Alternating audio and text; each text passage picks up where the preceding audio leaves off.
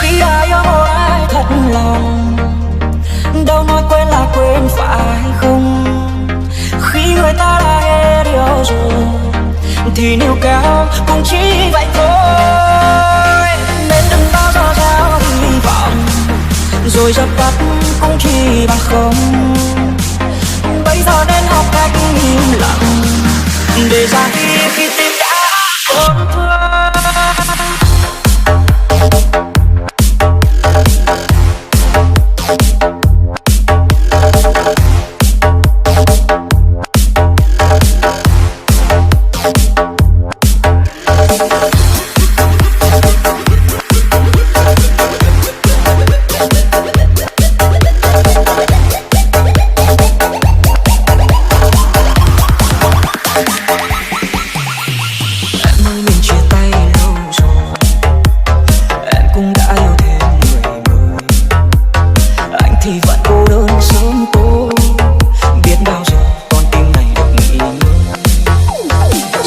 Giữa bao tố cuộc đời, nước mắt cũng đã rơi nhiều rồi.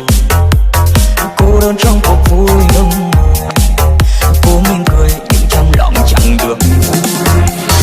Khi ai yêu một ai thật lòng, đâu nói quên là quên phải không? Khi người ta đã hết yêu rồi thì níu kéo cũng chỉ vậy thôi. Nên đừng bao giờ gieo hy vọng rồi dập tắt cũng chỉ bằng không. Bây giờ nên học cách im lặng để ra khi tim đã tổn thương.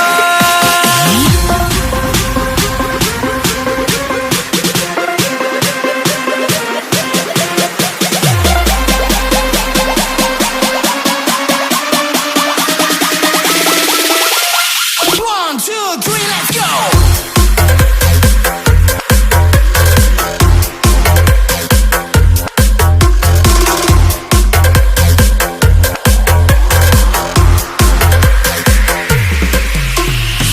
Trôi giữa bao tố cuộc đời, nước mắt cũng đã rơi nhiều rồi. Cô đơn trong cuộc vui đông người, cô mỉm cười nhưng trong lòng chẳng được vui. Khi ai yêu một ai thật lòng, đâu nói quên là quên phải không? Khi người ta đã hết yêu rồi thì níu kéo cũng chỉ vậy thôi. Nên đừng bao giờ gieo hy vọng rồi dập tắt cũng chỉ bằng không. Bây giờ nên học cách im lặng để ra khi tim đã tổn thương.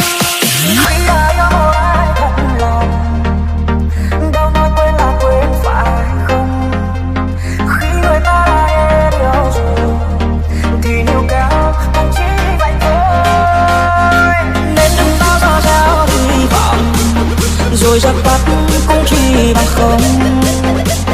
Bây giờ nên học cách im lặng để ra khi tim đã tổn thương.